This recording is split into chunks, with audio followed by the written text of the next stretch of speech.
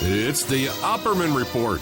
Join digital forensic investigator and PI Ed Opperman for an in-depth discussion of conspiracy theories, strategy of New World Order resistance, high-profile court cases in the news, and interviews with expert guests and authors on these topics and more.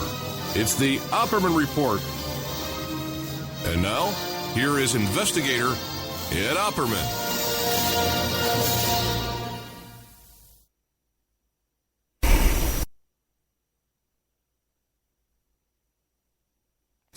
Okay, welcome to the Opperman Report. How's my audio, guys? Because my setup here is a total mess. You have no idea. Let's see. Okay. Well, welcome to the Opperman Report. I'm your host, private investigator Ed Opperman. This show is brought to you by pscocoa.com. pscocoa.com. That's Phoebe Sod's chocolate website. You can go there and check out all the fine, silky smooth chocolates that they sell you from. Formerly, it's called the Cocoa Exchange now, but formerly it was known as Dove Chocolate Discoveries. They got everything from brownie mixes to coffee mixes, martini mixes, sauces you can put on your barbecue. You can make a barbecue with this wonderful sauce. Okay, and you can go to Phoebe Sod's website called pscocoa.com, and you can either click on the Shop Now button. It takes you to this beautiful website. You can get sampling menus, all kind of stuff. You can order the chocolate tonight, be in your mailbox by Monday morning. Or you can get into the cocoa business along with Phoebe's side. You can become a chocolatier if you click the Contact Us button and get into the chocolate business with Phoebe Sod.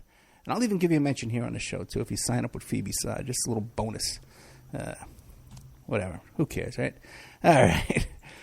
Boy. Okay, I got so much notes tonight, we're never going to get to everything. Tomorrow, got a really big shoe. Got Daniel Simone coming on.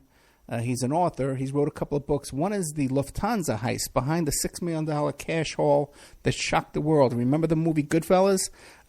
Daniel Simone co-wrote this book, The Lufthansa Heist, with Henry Hill. Henry Hill. Okay. Anyways, he's going to be my guest tomorrow, and he's written a second book that just came out, hot off the presses, The Pierre Hotel Affair, and it's how 8 gentlemen thieves plundered $28 million in the largest jewel heist in history, and it's about the Lucchese family. Very interesting story, and I got some notes because I have some connections with these characters, the Lucchese families. As a matter of fact, the head of the we'll get into that. Monday, I'm taping with Marina Anderson Carradine, David Carradine's widow. And she's going to come on tape with me Monday. We're going to play it during the week. Might go in the member section. We're working that out. I'm also going to be taping with Mike Leach, who is a college football coach with Texas Tech. And he was accused of one of his football players got a concussion, and he told him to get in his closet. But we got the real story on that, the true story. So we're going to have Mike Leach coming on. Got a bunch of people lined up. I got a guy who wrote a book about Charles Manson. We're going to have him coming on. Another couple of bank robbery guys. A guy who was an expert witness, a jury consultant that worked on the Jodi Arias trial. We have him as, get this, the guy Lassie. We have the guy who trained all the Lassies. And who's that other dog? Benji. He trained Lassie and Benji and all those dogs. We have him coming on. Do I have that in my notes? I might have the wrong notes pulled up. Because Marina Carradine, I got enough notes, don't worry. Marina Carradine is also a booking agent. So she said, Donnie Most from Happy Days. Remember him? He's going to be coming on the show. And who's this other one, though? Is the guy who trained Benji and Lassie, all the Lassies. He's up to Lassie number 11. It's kind of a sad story because he lost his rights to using the name Lassie. He has to call him different, something like Hunter or something like that. I forget what it was, but he's no longer to call it Hammer. I think it was. He's no longer allowed to call his dogs Lassie. Isn't that a shame? Okay, let's see. Where are we going to start? Anthony Weiner today. Oh yeah, guess what? These are not my correct notes. I can tell you right now, they're not my right, because I got the times, all the dates and stuff like that. Anthony Weiner got 21 months to 27 months. Okay. Let me try. Yep, that's the same ones I got here. Let's try these over here. That kind of sucks. Yeah. Okay, Anthony Weiner got 21 to 27 months. Pled guilty today. But in this deal that he took, okay, he can still be charged with other crimes, including, and it was written in the stipulation, with tax crimes. So they got some other kind of charges that they're holding over Anthony Weiner's head while he's going to be sentenced to this 21 to 27 years. Now, I didn't catch when they said when he has to turn himself in, surrender himself. But he had to surrender himself today. He had to surrender his passport and his iPhone. He's not allowed to have an iPhone. Thank God for that. By the way, the reason why I talk about this is because I was involved in the original Weinergate case. I did the cell phone forensics in the original story, the original Weinergate, the one that first broke out. I was on that one. I wasn't involved with the Sidney Leathers one at the time. I don't know why, because they didn't need any cell phone forensics. Everybody admitted it, so we didn't need it. But I was involved with the one who was in Las Vegas and stuff like that. And then I was involved in another one, too, that never made the press. So I knew about this guy being involved with little kids for a long time. Now, they're holding, they're giving him 21 to 27 months. But they're holding these other charges over his head. Now, how this works is, why do you make a plea deal when they're holding other charges over your head? You don't. Okay? That's not how it works. So he's cooperating. He's cooperating with the government right now. We don't know what it could be. By the way, too, he's getting more time for having pictures of a naked 15-year-old girl than Jeffrey Epstein got for raping 30 little 15-year-old girls. Okay, which makes you think he's getting a lot of time on this for having these pictures on his phone. This goes on. People don't even get charged with this kind of stuff. So, big deal going on with that. Okay, keep your eye on Weiner. The Weiner story is not over. All right, take it from me. Julian Assange. Okay, Sweden dropped the rape charges against Julian Assange. I don't know if you're aware of this. Okay, this just happened today. We've got breaking news all over the place. But the pressure's still on Assange. He can't leave that embassy there because we got Sessions here saying that we wants to prosecute him for all kind of treason and all kind of charges of revealing government secrets and stuff like that. So Assange is still not out of the woods yet, but these rape charges for having sex without a condom in Sweden there, those charges are dropped. That's good news. Joel Lieberman.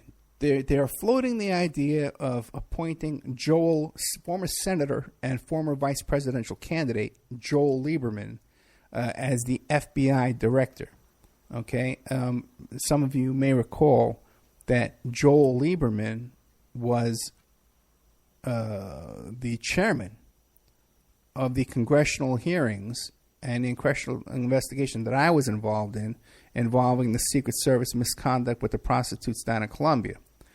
So I've talked to Joel Lieberman on the phone, okay, and he would know who I am. He would remember me for sure. I'm positive of that. And his staff at the time would definitely remember me because we had all this big incident too. Back at the time, I used to have an 800 number with a live operator. So people didn't like to go through the operator. Everybody wanted a direct number to reach me. And I would always tell them, no, that's the number. That's the best. Well, what's the best number we can reach you? Well, that's the number. That's the best number to reach me. There's no other number. You call that number and they get a hold of me in 5 minutes. I call you back. That's how it works. And Lieberman's office always wanted another number. Every time, every conversation, it was, what's a better number for us to reach you that we don't have to go through that operator? And I'd say, no, that's the number. And so that one of the times when I'm talking to Lieberman, he says to me, well, I understand we don't have a number for you. I says, you got the number. He says, that's the number that everybody calls. And then they had done some kind of check on me, and they found a phone number that was in my house. And he says, well, what about this other number? Can we reach you with this other number? I says, go ahead, call that number. It's a 702 number. So people, they think it's my hotline. People, you got to, I know what I'm doing with my phone numbers, okay? And don't think you're going to find a secret number for me. You're going to get a hotline or a secret email. You're going to get a hotline to an operator. It doesn't happen that way. Even vice presidential candidate couldn't get a hold of me. So I let him use the 702 number. But the 702 number forwarded to the 800 number anyways. It went right to the same operator. I call that one. That's the hotline. I had a guy in jail once. It was a big case, too. I wish I could tell you about it, but it didn't end too well. And she was in Rikers Island, and she needed a phone number to call me collect on. So I gave her a phone number that was connected to my burglar alarm. It was a special phone line that I had for my if someone broke into the house, it would dial out to the central station for the burglar alarm. So I gave her that number, and I was sitting by the phone to wait for her to collect call. So she insisted that was my secret hotline number. She would only call that number. She would never call the 800 number. 2 years later, I checked the phone. There was a voicemail on it. There was like 200 messages from this poor woman thinking I was avoiding her because people refused to call the 800 number. It's just ridiculous. But don't call the 800 number just to annoy me. Okay, I don't need anybody telling me their stories. Okay, I need peace and quiet. I need a lot of peace and quiet, please. And don't email me at 5 o'clock in the morning with nasty emails. That doesn't work out good well for you. Okay. Oh, last week, I kind of blew it. What do we got here? A bunch of notes. George Webb.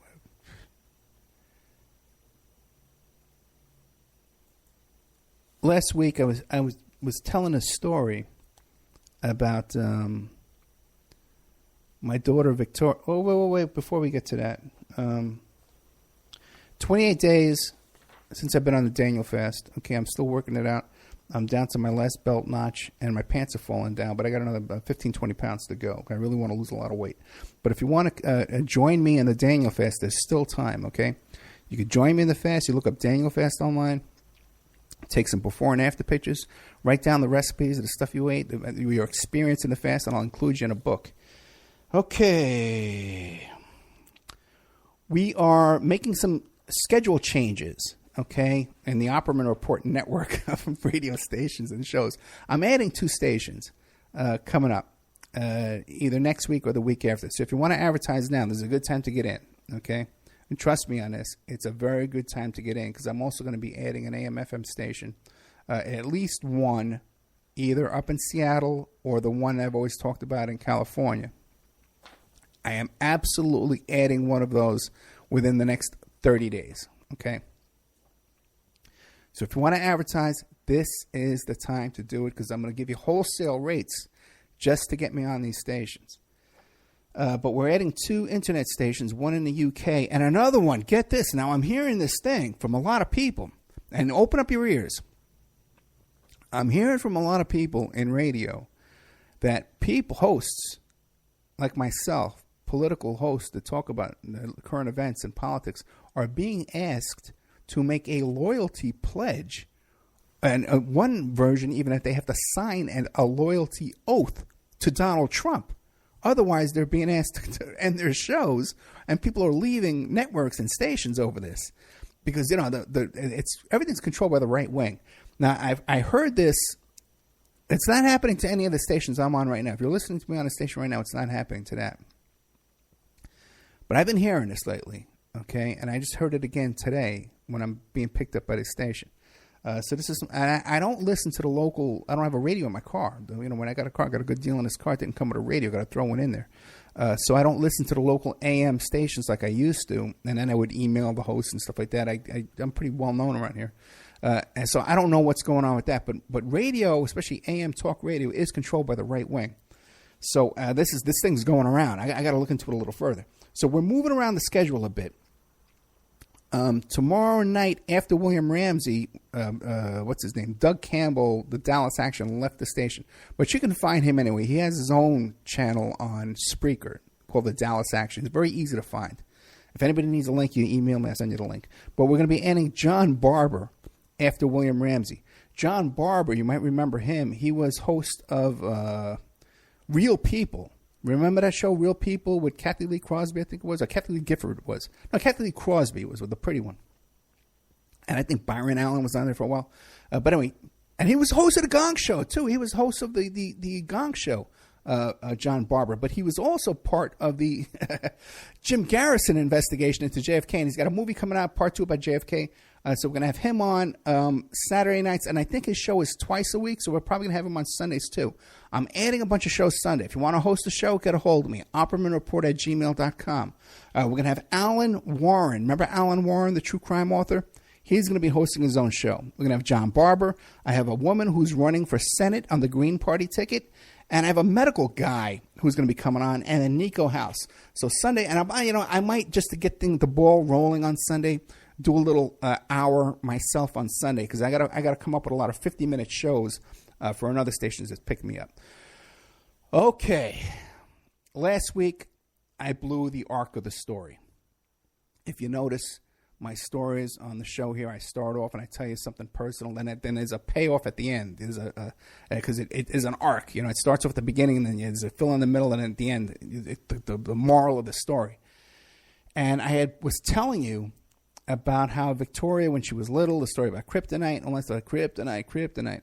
And the arc of that story was when I told you about the Madeleine McCann case and those authors that we caught making up stuff, denying that they knew about the Podesta sketches, was that the Podesta sketches were their kryptonite. And as soon as they couldn't keep their story straight about the Podesta sketches, and that's why I was talking about kryptonite. So last week's show didn't make much sense. So you keep an eye out for the arc of the story of what I'm doing here. This is an art form, what I'm doing here. This is no joke. Okay, what's next?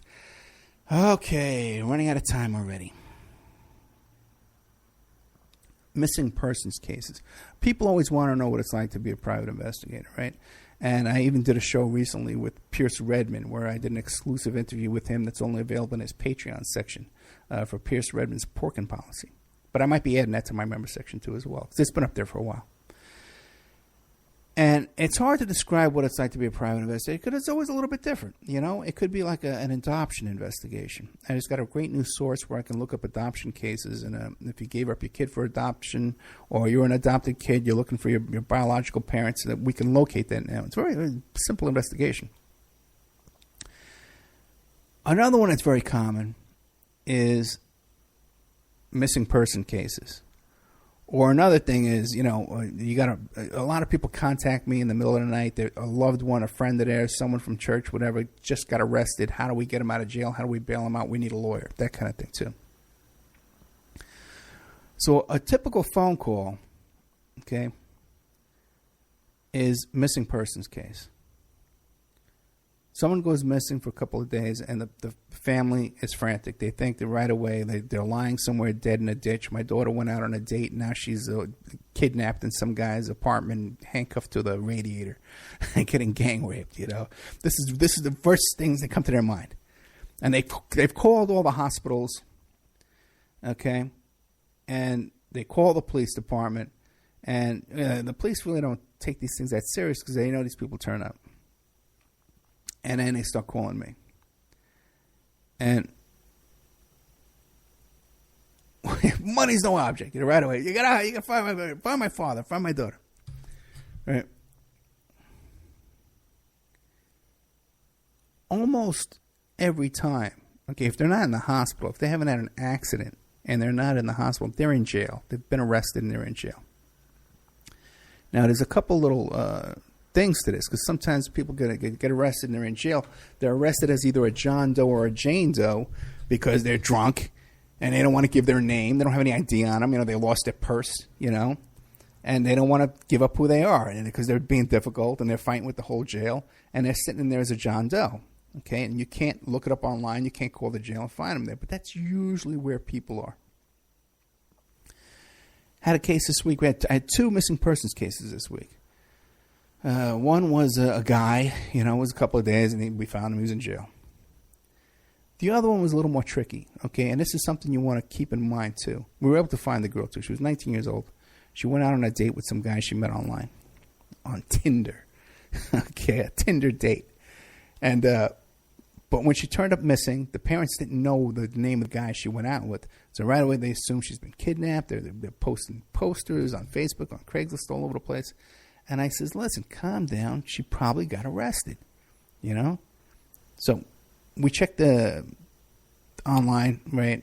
Call the jails. They can't find. And they tell me, we know she's not in jail because we made a police report. The police would have told us if she's in jail. That's not true. Okay, those two cops who come to your house, they don't have 30 years experience in doing this kind of stuff. They don't even think of this kind of stuff. They don't go check the jails for you. They're just taking down your information and leaving. In this case, as soon as I found out she was 19 years old and she was going out on a date, the first thing that pops up in my head was that she had fake ID on her, and she got arrested under the fake ID. So all we had to do now is find out all the names of her best friends, and I called up a couple of them. They were trying to get a little shady with me. They wouldn't give me information. But I got the names of all her friends, and then we just had to look up all those names in the jail, and we found her in the jail under a fake name. It's very, which is common too, by the way, because kids do go out with fake IDs. They get a DUI, and they show the fake license, okay? All right? Because they're not too bright, or they're passed out, and they got that license in their pocket. You don't want, if you run into that situation, you don't want to bail them out with a bail bondsman under the fake name, which is what people think they're going to do right away. That's the worst thing you could possibly do, because the co-signer for the bail bond, you're on the hook. If you're signing that paperwork, you're on the hook for it. That's defrauding an insurance company, so you don't want to get involved in that at all. So,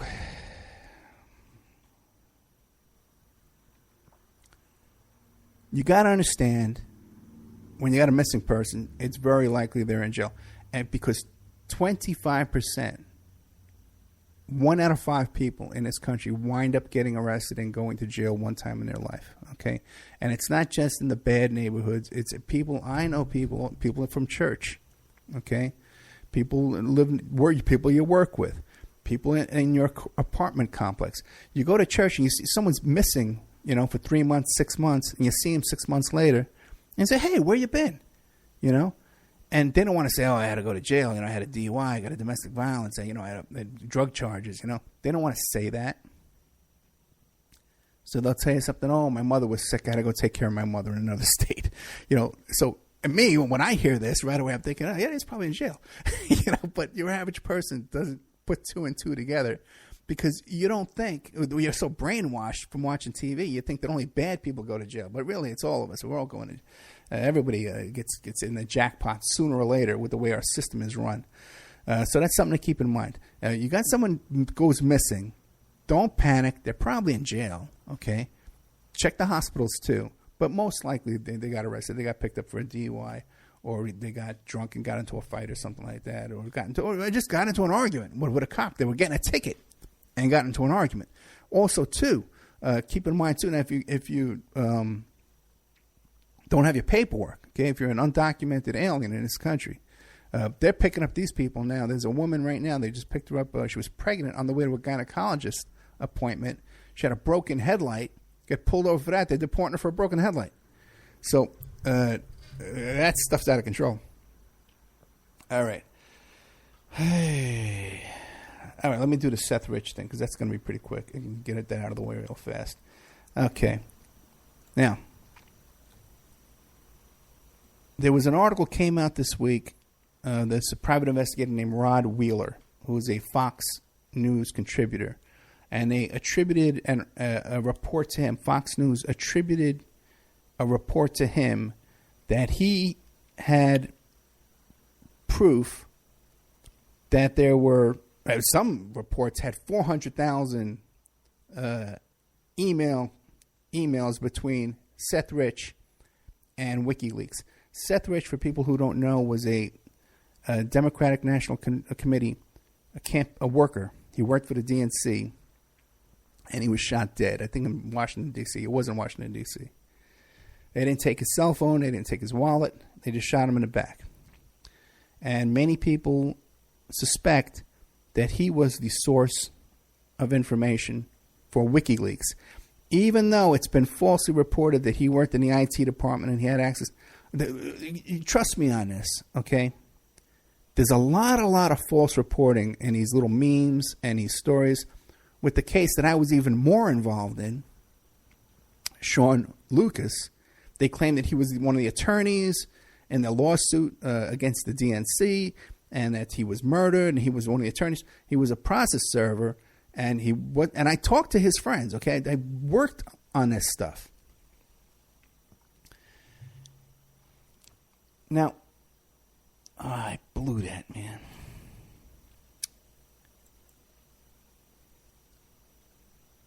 I screwed up my arc again, guys. Okay.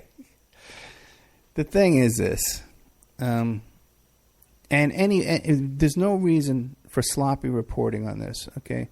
When Seth Rich died, an attorney named Jack Berkman, who's also a podcaster and a political lobbyist, he's a right-wing lobbyist. I think he's based out of D.C., came into contact with the family, and he became, quote-unquote, the family's attorney.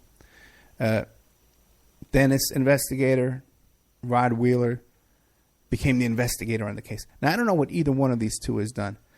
When I tried to book this story, I've been in contact with everybody involved in this, and they're all easy to get a hold of. So there's no reason why there should be sloppy or incorrect reporting on this story, because all these people are easy to get a hold of. Okay?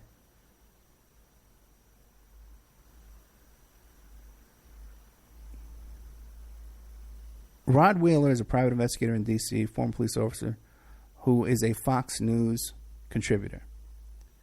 Jack Berkman, the attorney for the family, the so-called quote-unquote attorney for the family, is a right-wing lobbyist and a podcaster.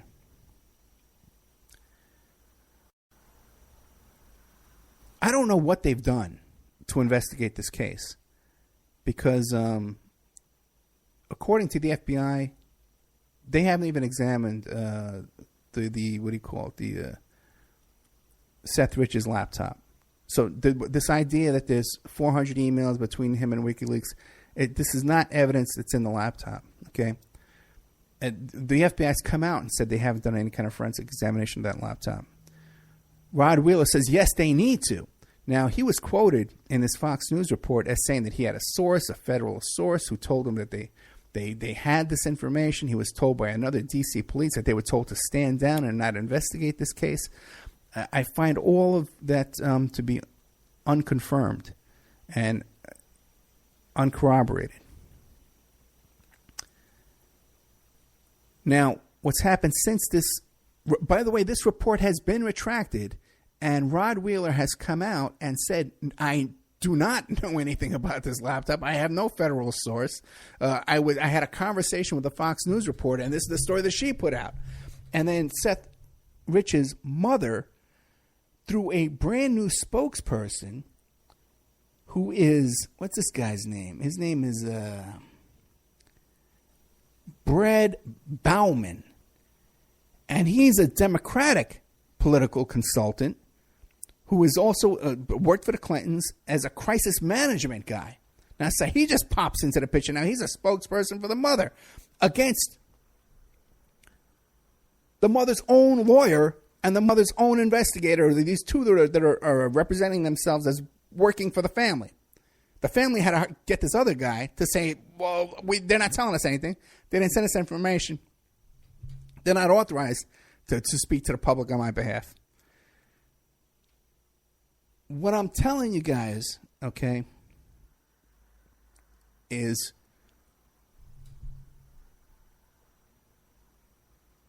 this case right now, as it stands right now, this Seth Rich case right now, is so muddy and so unclear and is being controlled by opposing political lobbyists and consultants from the right wing to the Democratic, less right wing, from the Democratic Party to the far right wing conservative wingnuts.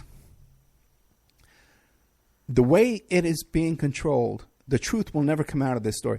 You know what, man? I can do digital forensics, man. We can take that laptop. We can recover everything off that laptop. I can produce a report that could be used in court. Get a hold of me, okay? And I'll help you out here, Mom. You know, but the way things are being controlled right now, the truth is never going to come out. Now, anybody could find out what I just found out because all of these people are available to talk to you.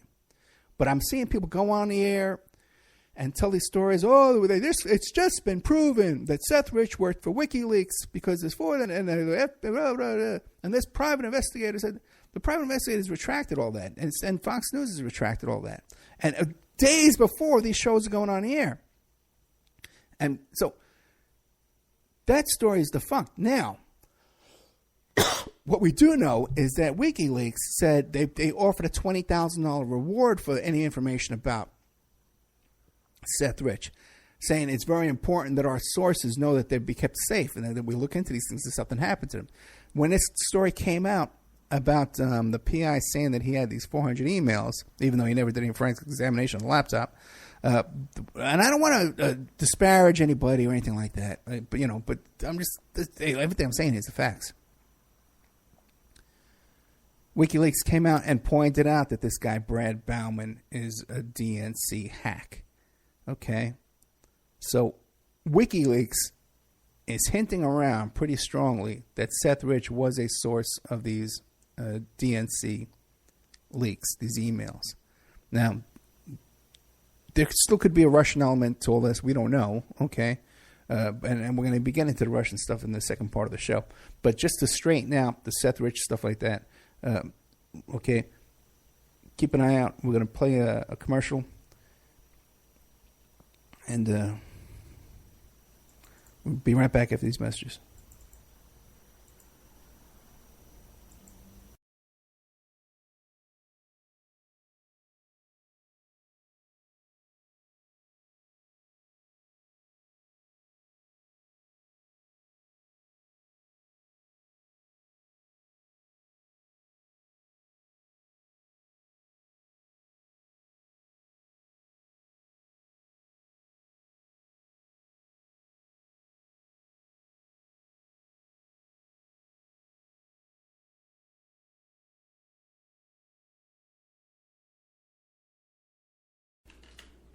And now a word from our sponsors. Did you know that 30% of all people on online dating websites and personal ads are either married or in a monogamous relationship? 30%. If you suspect that your husband, your wife, your boyfriend, your girlfriend may be cheating online, go to emailrevealer.com. Our online infidelity investigation. You give us their email address, and we could trace it back to online personal ads, dating sites, and social networks. We can even expand the investigation and find them cheating on escort service sites or even porn sites if they're registered to porn sites and swinger sites. So check out emailrevealer.com if you suspect your spouse is cheating, and check out our online infidelity investigation. William Ramsey is a producer here at the Opperman Report, and he's just come out with a new book, Children of the Beast, Aleister Crowley's Shadow Over Humanity. Now, he just sent me a copy of this book. Oh, boy, it's about 2 inches thick, and there's a chapter on just about everybody in this book that you can imagine. The Beatles, and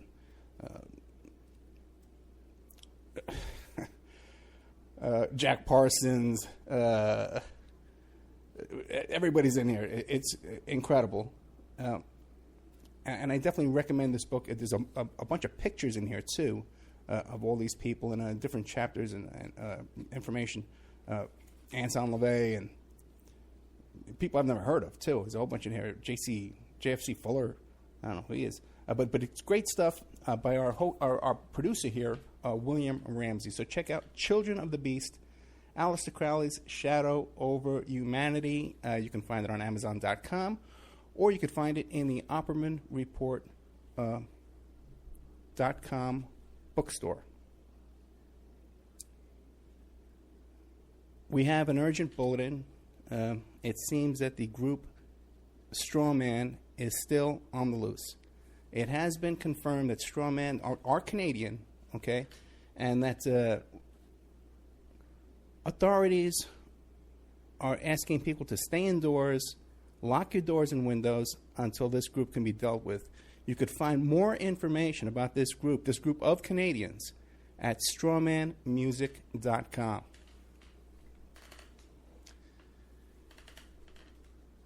You can have your ad played here. Okay, we're looking for sponsors. Okay, in fact, we desperately need sponsors right now to take this show to the next level. So you can have your ad played here, read live, like I'm doing now, so artfully. Or we can even work up a little jingle for you with some music and stuff like that and play it here. You have no idea how inexpensive it would be to have your ad played on the Opperman Report on 7 stations live Friday night and another 7 stations live on Saturday night, plus replayed every day of the week on different stations, and then archived on YouTube, Spreaker, iHeartRadio, iTunes, and all different kinds of podcasts, Pod This and Podbean, all different kinds of places who archive the show for us. And on those archives, your ad would play indefinitely, forever. You also get a little banner on OppermanReport.com. You get a mention on the air. You get a little interview on the air, and all kinds of fun stuff if you sponsor Opperman Report. We have an opportunity to get this show on a major AM/FM station in California. We've been approved.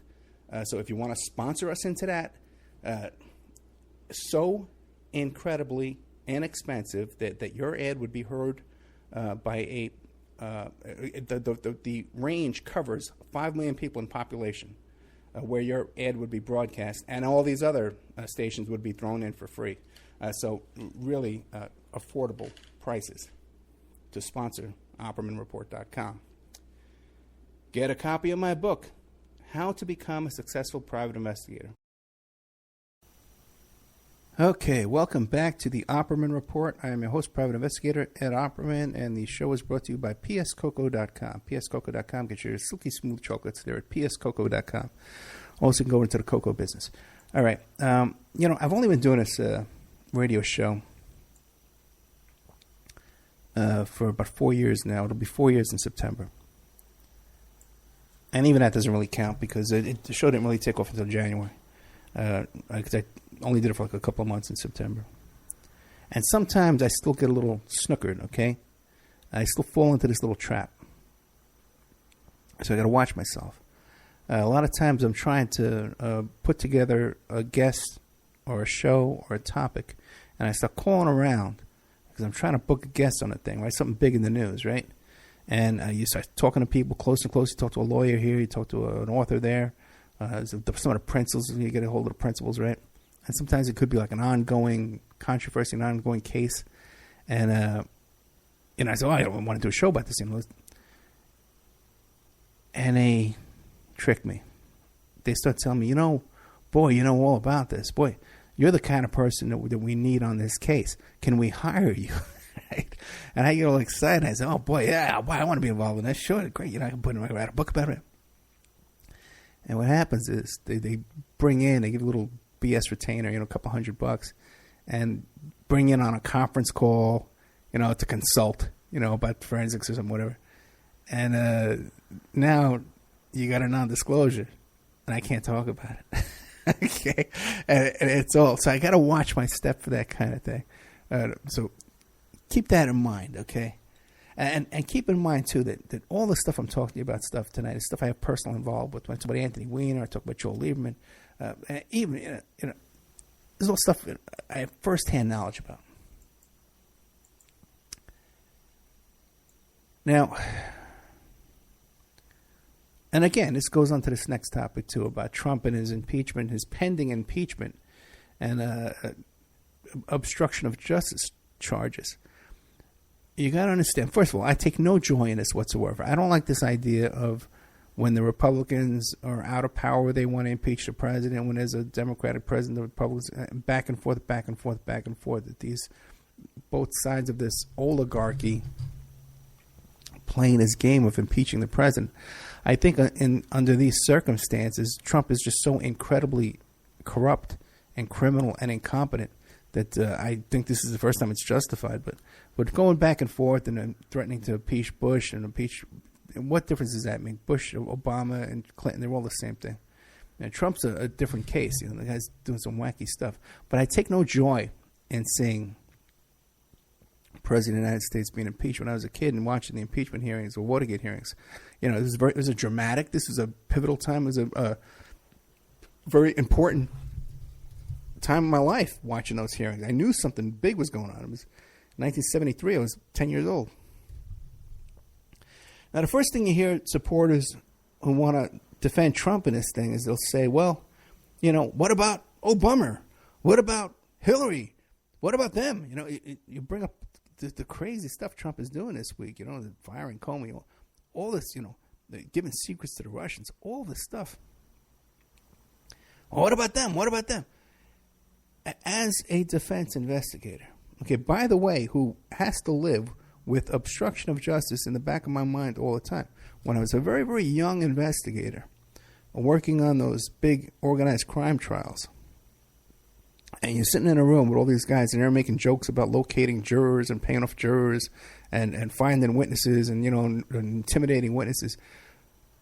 I was pulled aside by the older investigators, the more seasoned guys, and says, Ed, whatever these guys, don't even joke, don't even laugh, don't even smile when they say these things, because they're all going to prison. All these guys are going to they're going to die in prison. Every one of these guys, that's how they live their life, okay?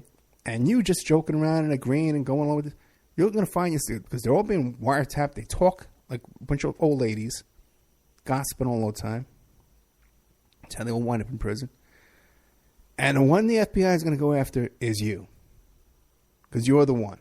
You're the guy supposed to be legitimate here, and they're going to make an example out of you. So you can't even smile and joke along with them. This is very serious business, obstruction of justice, witness tampering. You got a lot of PIs, the first young guys especially, they start out.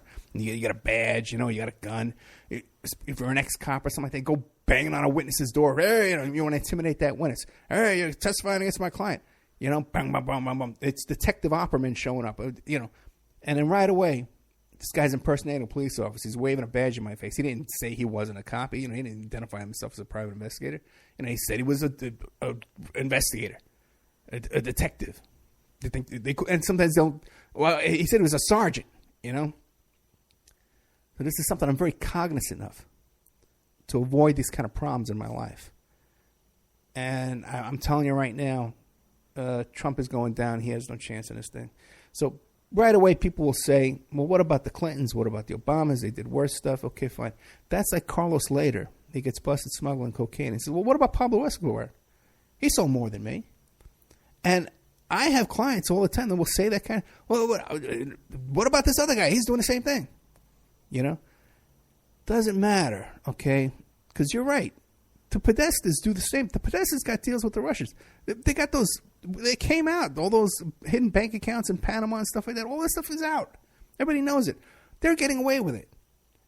I'm not saying it's a good thing they're getting away with it. They should be in prison too. But they got the hookup. They got the Clinton Foundation. They got all these people in their pockets. They know what they're doing. Trump is incompetent. He's a sloppy con man. He conned his way into this office. He's not going to get away with this. He's not going to be able to pull this off.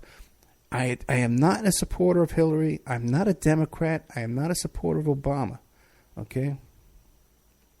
And by the way, after talking to some people recently, I am more convinced than ever that Trump did use some of my shows about the Clintons as part of his opposition research.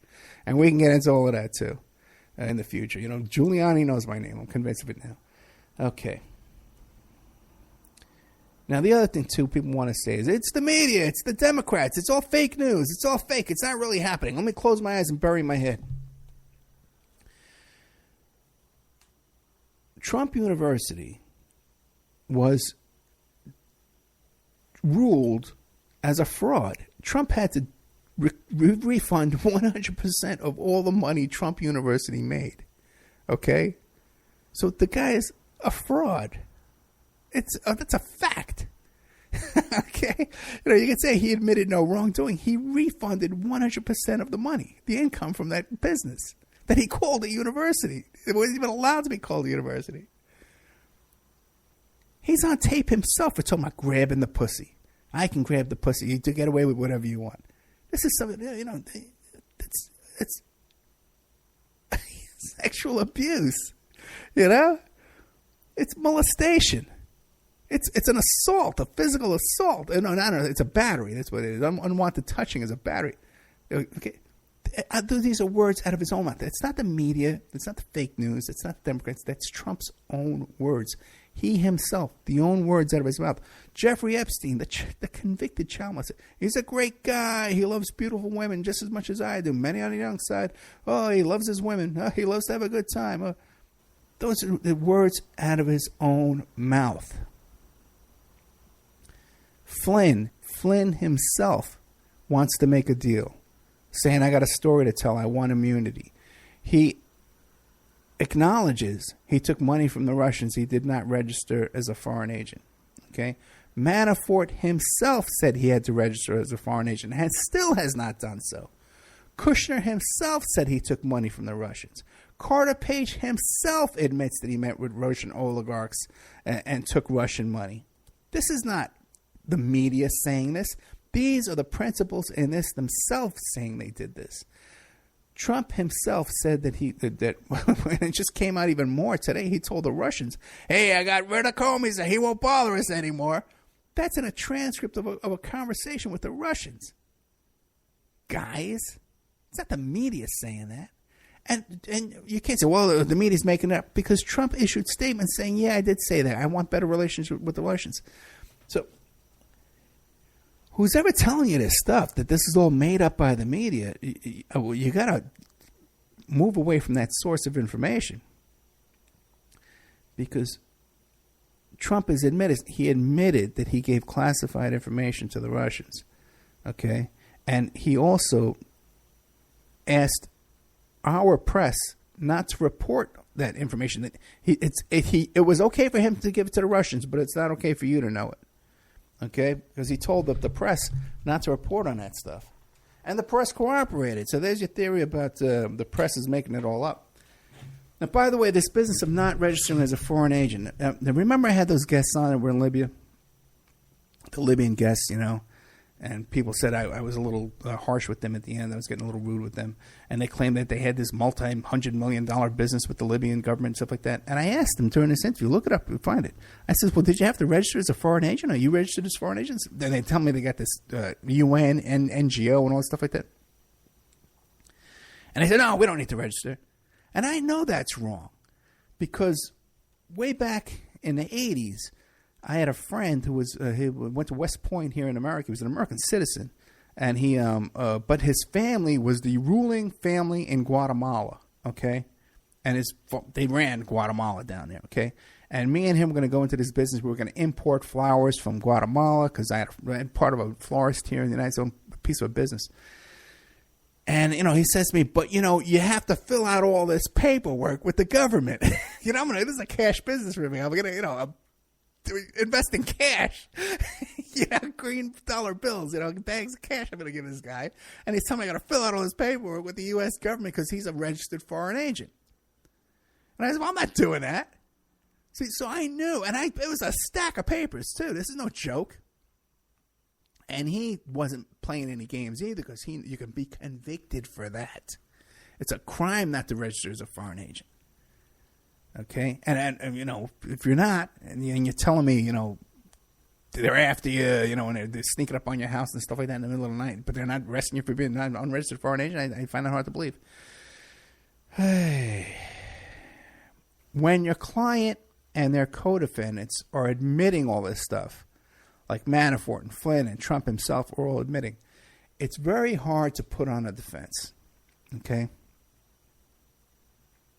Trump now has a former FBI director, Mueller. Okay, everybody's calling him Mueller. I never heard his name was Mueller back in the old days. I don't want that to change now. His full-time job right now is to investigate Trump and his shenanigans. Trump will never withstand this kind of scrutiny. And I've said this below.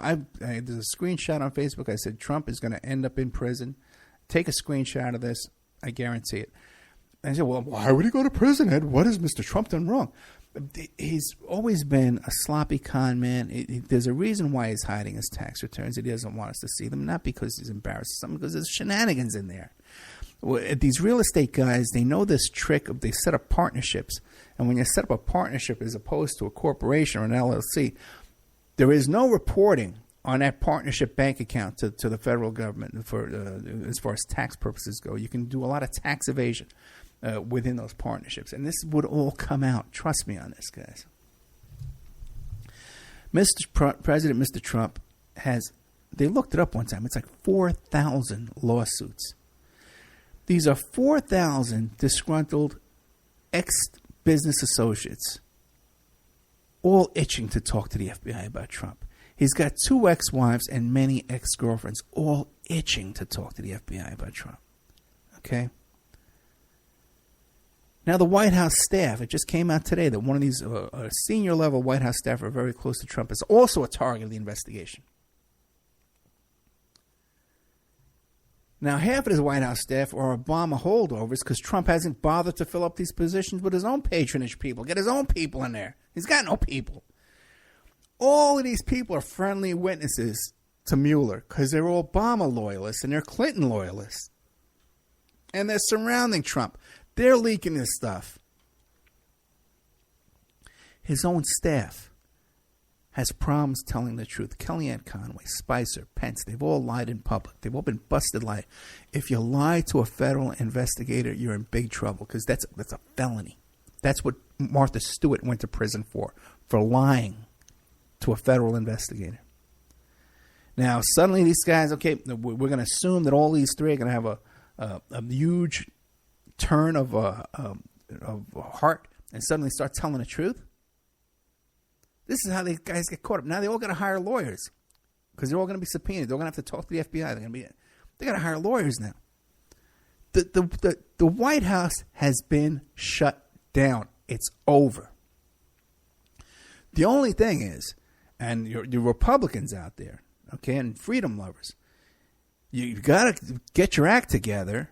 Okay, because what's going to happen is these Clintons are going to come back in and swoop back in and take over again. And that's even worse than this chaos. Somehow I think this chaos is better than the Clintons getting in and setting up a dynasty for Chelsea. And they'll even bring that kid Danny back. Trump, Bill will admit the kid's his kid, just like to have a dynasty, with another Clinton in there. All of these staffers, right, they're all going to be looking for immunity deals. And let me tell you why, okay? Hey, my God. It's the easiest deal to make. When you go out and hire a lawyer, even if you pay him $500,000. For the lawyer and their defense team, the easiest thing to do is let's cut a deal. You become a witness for the big, rich federal prosecutors. Okay, and that's how I get you out of this the easiest, quickest way. And even if you say to them, no, I want to fight this case. I've got money. I want to be just like John Gotti and fight this all the way to the end of the Supreme Court. 97% of federal defendants lose their case. Okay, they got a 97 or 98% prosecution rate. So you're going to lose. Okay, it's almost guaranteed. Unless you got a judge in your pocket or you got a juror in your pocket. The judge, your attorney knows this, and they'll even tell you, well, let me talk to the DA and explore the possibilities. They're negotiating a deal even without telling you. Okay? That's how this stuff works, man, because it's the road of least resistance, okay? It's less work. It's easier for them. They have a safe outcome, and you're never going to be able to afford the kind of defense, that the Gambino family can put on. Hey. Now, the last theory that people try and come up with is Ed, and there was a post, a guy frantically on Facebook saying how can these people you surround yourself with, they're all friends with the New World Order, and if they're against Trump, they want the New World Order because Trump is fighting the New World Order. Okay. Trump has appointed, out of the few people he has appointed, 5 people from Goldman Sachs. He's being advised by Henry Kissinger. The State Department is being run by ExxonMobil. You don't think these people are the New World Order? Who is then? Who do you think are the elites running this planet? Not ExxonMobil? Not Goldman Sachs? Not Henry Kissinger? Who then? Who do you think the deep state is? You know that he just approved a pesticide to be that is proven to cause brain damage in children. Okay?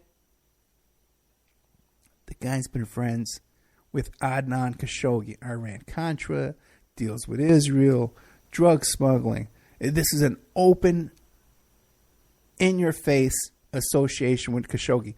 deals back and forth, selling the boat back and forth. Mar-a-Lago was purchased from Khashoggi. Khashoggi lived at Mar-a-Lago after Trump bought Mar-a-Lago. Friendship with Epstein. Friendship with Dershowitz. How does Dershowitz say he met Epstein? I met him at a party at Evelyn Rothschild's home. You got Trump, friends with people with the Rothschilds. Who is the deep state in the New World Order if not the Rothschilds and the Epsteins and the Dershowitzes? Dershowitz, by the way, who totally outed himself this week as Israeli intelligence. This guy is working with Israeli intelligence and probably American intelligence as well. He knows way too much about the goings-on and how things work. Totally outed himself this week. This is draining the swamp. Bringing in Goldman Sachs, Kissinger, ExxonMobil to run the government. That's draining the swamp.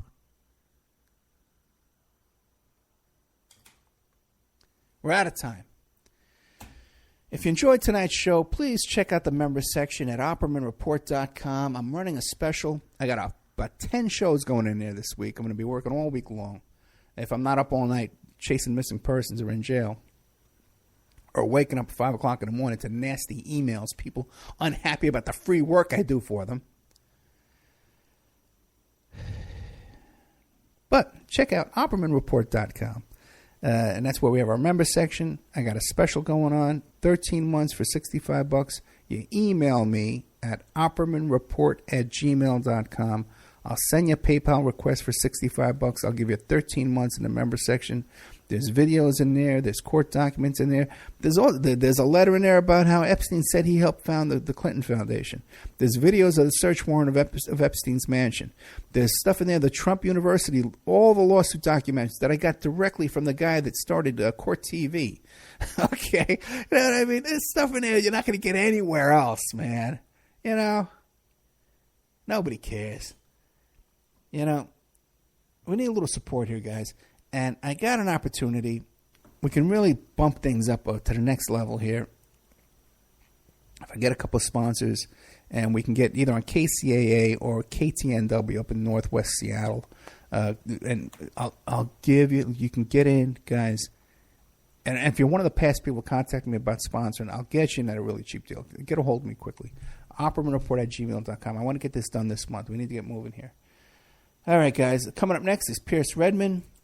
With Porkins Policy. Thank you to all. Oh, brother. Okay. Good night.